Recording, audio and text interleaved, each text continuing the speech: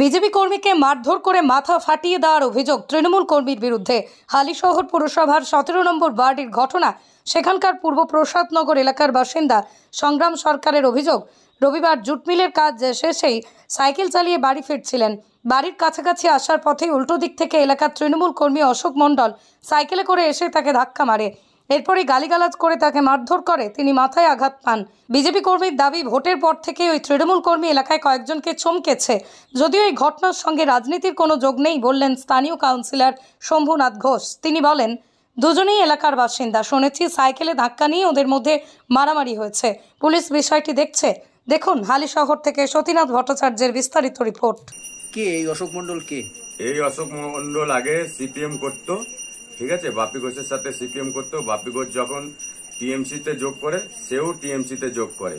করার পরে তার পাশের বাড়ির এক মহিলাকে মেরে মুখ থেকে রক্ত বের করে দেয় এবং 4 তারিখে তার আর এক পাশের বাড়ির ছেলেকে মেরে মুখ টুক ফাটিয়ে 4 তারিখের পরে তখন আবার বলে যে কোথায় তোর বিজেপির কে আছে দেখে নেব।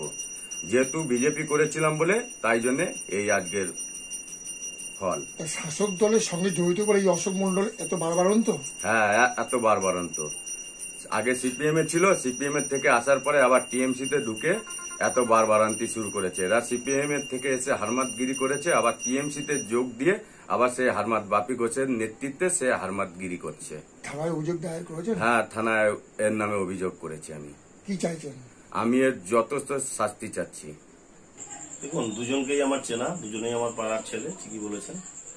আর আজ আমি সকালবেলা ওই ব্যাপারটা শুনতে পেরেছি এবং এখন আমাদের ওখানে পাইপলাইনে কাজ হওয়ার জন্য দুদিকে রাস্তাটা খুব সংকীর্ণ হয়ে গেছে, কোনো সাইড মেনটেন করা খুব টাফ হয়ে যাচ্ছে।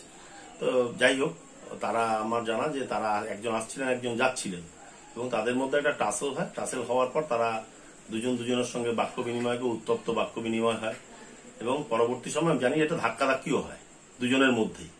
তারপর ওখানকার লোকাল লোক সেটাকে তাদেরকে সরিয়ে দেয়। আর যেটা বললেন যে সেটা হচ্ছে যে 4 তারিখের পর ভোটের রেজাল্টের পর থেকে আমি দাবি করছি এবং দায়িত্ব নিয়ে বলছি যে 17 নম্বর ওয়ার্ডে কোন রকম কোনো অশান্তি হয়নি, কারণ আমাদের নির্দেশ ছিল দলের পক্ষ থেকে, এমএলএ এবং এমপির পক্ষ থেকে যে কোনো গন্ডগোল করা যাবে না। তো সেটাকেই আমরা দলের নির্দেশ মাথায় রেখে আমরা শান্তিপূর্ণভাবেই রয়েছি। আর যদি কোনো রকম কোনো থ্রেড বা কোনো গন্ডগোল হয়ে থাকে তাহলে তো প্রশাসন জানতো, তাহলে তো প্রশাসনের কাছে রিপোর্টটা থাকতো। তো যখন সেটা হয়নি, সেটা একটা ভিত্তিহীন কথা। এবং আজকে যে ঘটনাটা ঘটেছে, যদি তারা আমার কাছে আসতো পাড়ারই ছেলে, আমি নিশ্চয়ই তাদেরকে নিয়ে বসে সমস্যার সমাধান করার চেষ্টা করতাম। কিন্তু যেহেতু তারা প্রশাসনে গেছে এক পক্ষ, প্রশাসনে যখন গেছে প্রশাসন ব্যাপারটা দেখবে, এটাই আশা রাখবো আর কি। উনি অভিযোগ করছেন সাগরবাবু যে এর আগেও একাধিক বা কোনো মহিলাদের মেরেছে বা কোনো পুরুষকে মেরেছে, ওই সব অশোকবাবুর বিরুদ্ধে অভিযোগ করছেন। দেখুন, বিভিন্ন জায়গায় বিভিন্ন রকম অভিযোগ আসতেই পারে, অভিযোগগুলো সব মানে প্রশাসন দেখছে। সুতরাং আগের দিনের সঙ্গে এই দিনের ঘটনা মেলালে পরে সেটা হবে না। আর এর সম্বন্ধেও তো অনেক অভিযোগ আছে, সেটা তো বিষয় না।